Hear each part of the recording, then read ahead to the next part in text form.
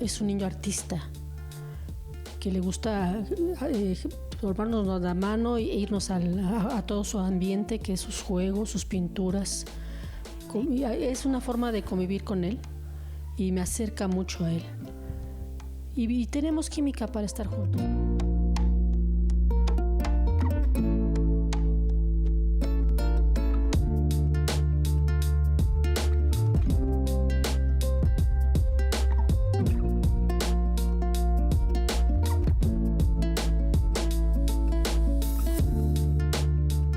Es mucho tiempo, es un trabajo de 24 horas, sobre todo para los papás. Yo estoy con él tiempos nada más, no estoy todo el día ni toda la noche, pero el tiempo que pasamos siento que es un tiempo de calidad y nos acercamos.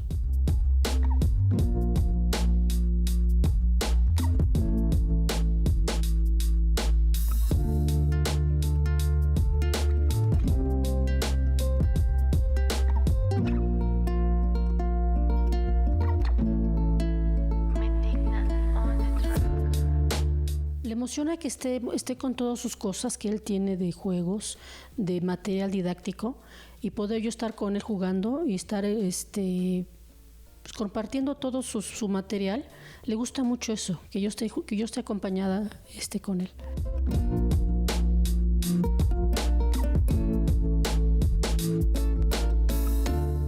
Ha madurado mucho, ya está empezando a expresar mejor. Y le gusta mucho escuchar y hablar con él.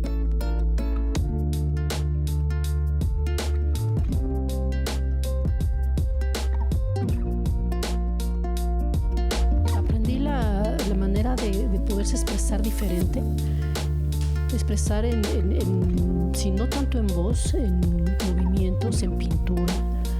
El que él te quiere decir tantas cosas, es saber nada más el tratar de entenderlo. He aprendido muchas cosas de él.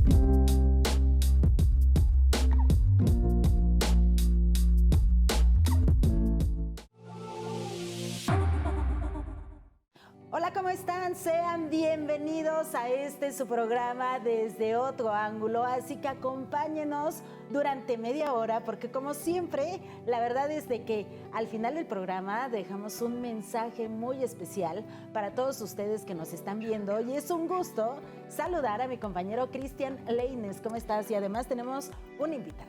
Anabelia, estoy muy feliz de empezar la semana contigo. Es lunes y llegó el momento de ver la vida desde otro ángulo, no sin antes agradecerle a usted por compartir estos momentos con nosotros a través de la pantalla.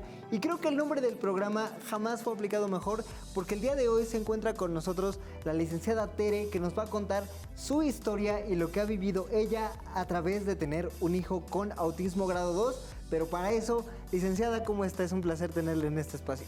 Hola, muy buenas tardes. Gracias a todos ustedes por la invitación a este programa y por darles un punto de vista diferente de lo que podemos lograr con un diagnóstico que puede ser muy severo, pero que podemos cambiar esa historia. Platíquenos desde el inicio, cómo se dio cuenta como familia precisamente que tenía autismo grado 2. En el caso de nosotros fue muy diferente porque Cristian, que así se llama, igual... Tocayo, te mando un abrazo enorme. Es un chico que nace con todas sus capacidades bien. Él habla, sabe ya planetas, empieza a aprender a leer, controla esfínteres y todo. Y de pronto un día nos despertamos y ya él había perdido todos esos conocimientos que tenía de la vida diaria, como era el controlar esfínteres, como era el habla, no se dejaba tocar, no hablaba para nada. Entonces fue muy difícil y fue un duelo muy grande el darnos cuenta de que algo pasó, pero no sabemos qué pasó, ¿no? Empezamos a buscar muchas ayudas médicas y siempre el resultado era al psiquiátrico, tiene problemas de oído, es hipoacúsico, es sordo, y se nos dieron diagnósticos incluso de que le iban a operar del oído, de que iba a tener otra serie de cosas. No podía tener una terapia de lenguaje porque supuestamente era epiléptico. Digo supuestamente porque afortunadamente tuvimos, después de 4 años, a los 7 años, a él se le diagnostica con autismo y se determina que no tiene epilepsia y que se puede trabajar con él, pero lo logramos en Canadá. Desgraciadamente no fue en México ese diagnóstico. Wow, creo que sí es un inicio de esta historia bastante diferente y bastante choqueante. Digo, licenciada, a mí me encantaría que mi tocayo nos acompañara, pero si se puede, cuéntenos por qué no nos acompaña en este momento. Él tiene una discapacidad, bueno, el autismo es una discapacidad psicosocial y él, contrario a lo que muchos terapeutas dicen y muchos especialistas, que el autismo no tiene retrocesos, en mi caso y en el caso de mi hijo he visto muchos avances, pero también he visto muchos retrocesos. Siendo una persona que, por ejemplo, era capaz de subirse al metro, de viajar en metrobús, de viajar en camión, de poder viajar al extranjero. De socializar. De socializar, de asistir a una secundaria con sus compañeros, de sentarse, de jugar con ellos, aunque no entendiera al 100% lo que es el juego simbólico, pero sí participaba con ellos. Hoy en día le cuesta mucho trabajo entrar a lugares desconocidos. Tiene que estar familiarizado con el área, porque si no puede entrar en caos o en crisis. O sea, grita, se incomoda y al no tener un lenguaje completo, pues su manera de manifestar que no está a gusto o que no reconoce el área, pues son conductas disruptivas, ¿no? Esa parte, ¿cómo la ha sobrellevado usted? La parte de, como usted bien lo dice, segregarse un poco de su familia y tener esta brecha tanto emocional como física también. Pues es difícil porque, por ejemplo, él es un niño que sí le gusta socializar, digo niño, pero ya es un joven, o sea, sí le gusta socializar, sí le gusta ver a la familia, a veces tomamos el coche y salimos a darle una vuelta, porque es la manera en que se distrae o se le lleva al parque y empieza familia, o sea, porque él tiene la necesidad de su familia, ¿no? Si llega su tía, por ejemplo, su tía Tere, que lo visita mucho, pues él se emociona y se pone muy a gusto, ¿no? Ahí. Entonces, pues es como una ambivalencia, a veces le da a uno tristeza y a veces se siente uno frustrado porque uno quisiera, ¿no? Ver a tu hijo rodeado de tu familia, que lo entendieran al 100%, ¿no? Creo que a veces uno tiene más empatía de personas que no son tan familia, que son amigos y que están al pendiente y cuidan todo, ¿no?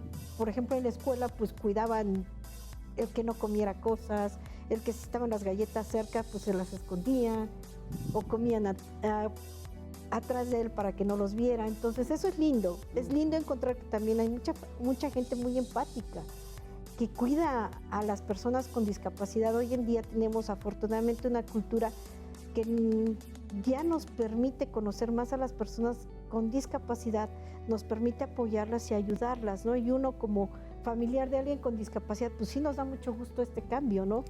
Poco a poco, y queremos más. Claro, evidentemente hay muchísimo trabajo que hacer, hay mucho camino que recorrer. Tenemos que irnos rapidísimo a una breve pausa. Usted no se despegue de su pantalla porque continuamos viendo la vida desde otro ángulo.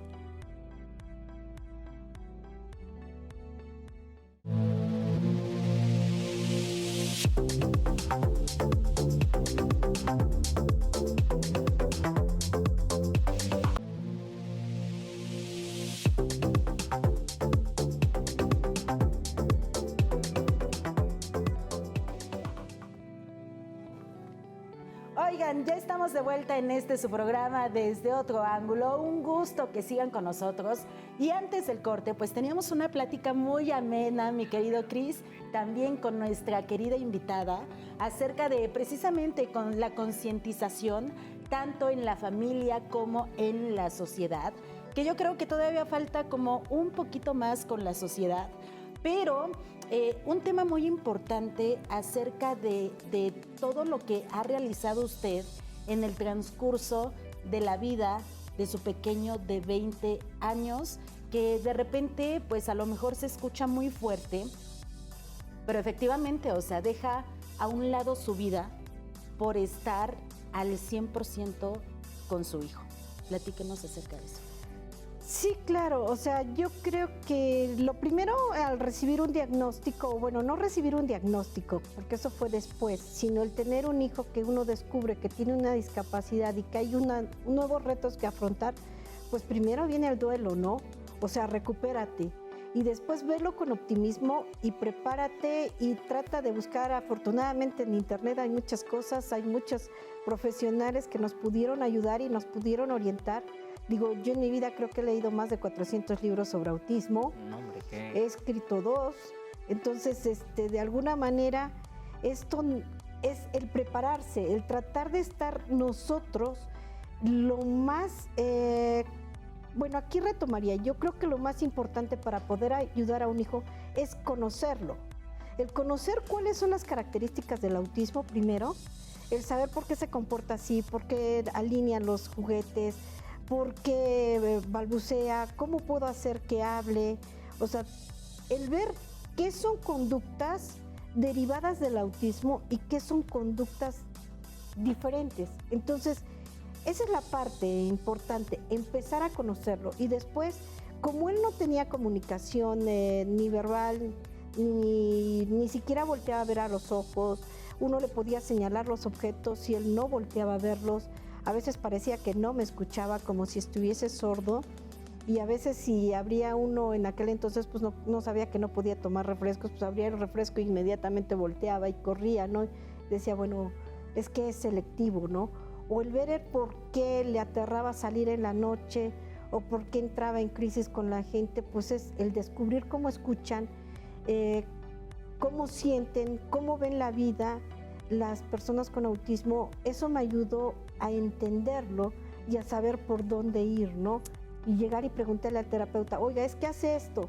Y agarraba libretas y anotaba yo cómo estuvo el día de hoy, si durmió, si no durmió, o sea, como llevar un diario. Sí, cada cosa que hiciera, su comportamiento. todo lo anotaba. A mí me parece extremadamente admirable esa tarea titánica que ha hecho usted, tanto como mamá, pero también el hecho de plasmarla con el resto de su sociedad y decir, ¿sabes qué? De 400 libros que me aventé, escribí 2. Y eso es algo que yo le regalo a las personas que probablemente estén pasando por la misma situación que yo.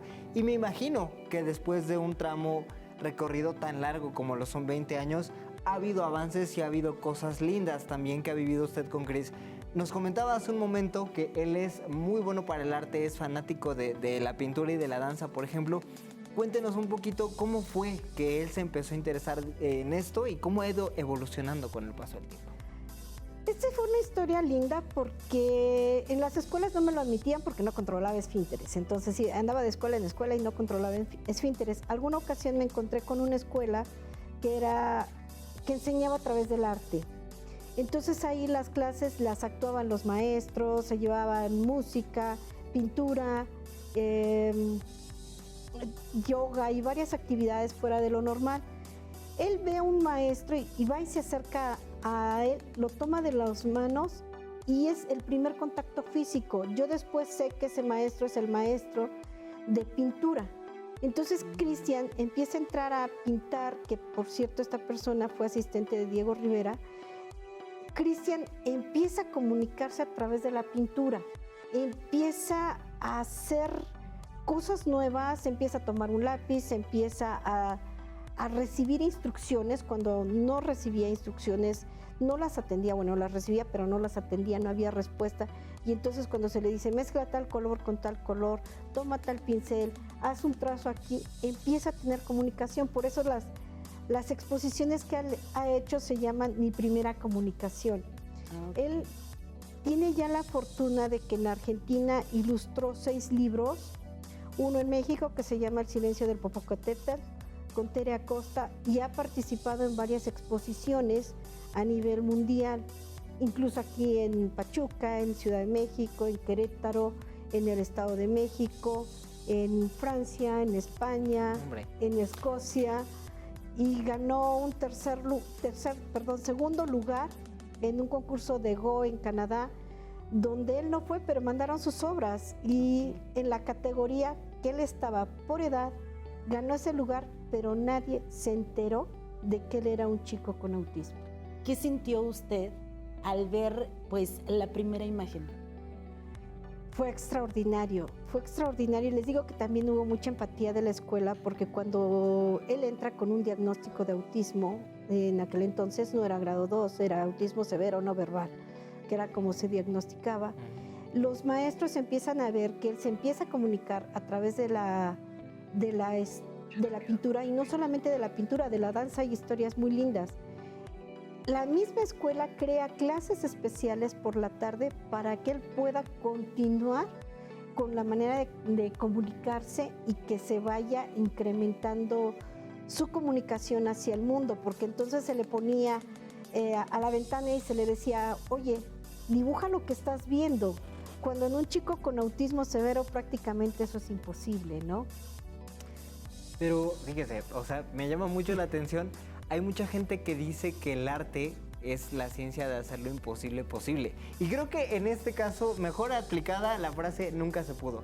Tenemos que irnos rápidamente otra vez a una breve pausa, pero continuamos con mucho más después de este pequeño corte.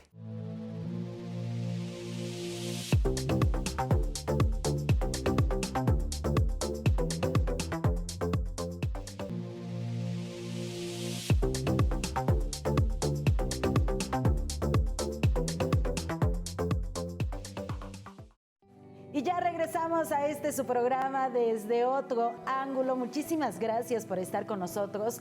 También conéctense a través de las redes sociales. Y estamos hablando con nuestra invitada del día de hoy, licenciada. Queremos saber el papel importante como familia, como mamá, todo lo que sienta su corazón, y que obviamente este programa lo va a ver Cris, y que la vea platicando así bien orgullosa de todo lo que han logrado en el núcleo familiar.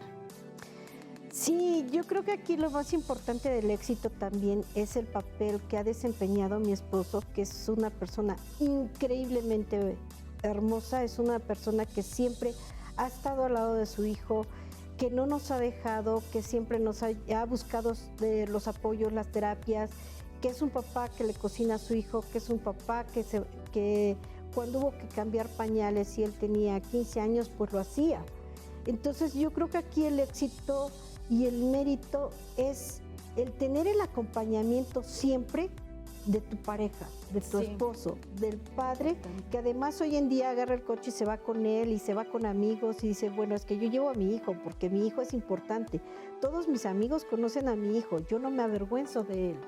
Entonces eso es la seguridad. A veces Cristian conmigo es un poco desordenado porque me toma la medida, pero llega el papá y bueno, las cosas cambian. Entonces sí, aquí el éxito también ha sido en gran manera el apoyo de mi esposo, ¿no? Que también prácticamente dejó sus actividades, él es abogado, y prácticamente dejó todo por estar a cargo también de mi hijo, porque al ser un chico de 1,78 de estatura, que tenía crisis de agresividad, pues no lo podía controlar yo. Entonces sí, tenía que estar mi esposo, que mide 1,85, y entonces pues ya, confiamos entre los dos. Un poco sobre ese hilo va la pregunta que le quiero hacer, porque dice, él era abogado, dejó su vida para estar aquí. Pero esa misma pregunta se la hago yo a usted. ¿Cómo fue para usted esto de dejar su vida, y si es que extrañe usted alguna parte de la vida como la conocía antes, o cómo ha visto evolucionar usted misma su vida a raíz de la llegada de Cris? De alguna manera tuve el éxito o tuve la fortuna de trabajar en lo que me gustaba, hacer lo que quería, y no me quedé con ganas de nada. Entonces, cuando a mí me entra este rol de trabajar como mamá, y mamá con un niño con discapacidad, pues yo lo recibo con gusto, ¿no? Y con las ganas de hacer, como he hecho todas las cosas siempre en mi vida, dar lo mejor de mí, porque en este momento tengo las fuerzas, puedo hacerlo, pero quiero a mi hijo dejarle lo mejor, porque estoy consciente que va a llegar un momento en que no lo voy a poder hacer, ¿no? ¿Considera que hoy, a sus 20 años, Cris lo está logrando, o como decíamos, hay altas y bajas, o qué le queda a usted en su corazón así de decir, híjole, creo que falta esto, falta empujarlo en esto? Desgraciadamente el autismo, por muchas veces que uno le eche ganas, pues bueno, hay cosas que tienen que desarrollar él mismo y que tiene que lograr él mismo. Si tú me dijeras en este momento que si mi hijo podría quedarse solo, sin papás, no. O sea, mi hijo no es independiente, es dependiente al 100%. Y aquí les voy a decir algo que como mamá es muy doloroso, pero yo creo que nosotros los papás de chicos con discapacidad, no solamente el autismo, cuyos hijos no se pueden valer por sí mismos, nuestro peor miedo es morir bajo esas circunstancias, ¿no? Entonces eso es muy duro y creo que como mamá es lo que, como papás es lo que más nos duele, que nuestros hijos no están preparados aún para la vida. Sin duda, pero a mí me gustaría preguntarle, ¿hay algo que a usted le gustaría decirle a la gente que nos está viendo allá en casa como un mensaje final que le gustaría a usted dejar? Yo creo que lo más importante cuando se recibe un diagnóstico de una persona con discapacidad es enfocarnos a darles lo mejor de nosotros mismos para lograr precisamente su independencia. Tomar las cosas con optimismo. Yo sé que sí necesitamos también tomarnos nuestros 5 minutos de llorar porque se vale, porque duele, pero sí hay que entender que este es el momento, el hoy pasa y si uno no aprovecha este hoy, pues mañana las cosas pueden ser diferentes. Entonces sí dar a nuestros hijos lo mejor que tenemos hoy, no mañana. Pues muchísimas gracias, como siempre decimos, el programa se pasa volando, la media hora se nos va volando, hay muchísimo de qué platicar acerca de este tema, de precisamente concientizar a toda la gente que nos está viendo y pues tenemos más programas, más mensajes bonitos para todos ustedes, así que Cris, tenemos... Una cita pendiente, pero licenciada Tere, es un placer para nosotros haberla tenido en este espacio. Esperemos, y estoy seguro no va a ser la última vez, pero nosotros hemos llegado prácticamente al final de este programa, no sin antes ver la siguiente cápsula. Nos vemos en la próxima.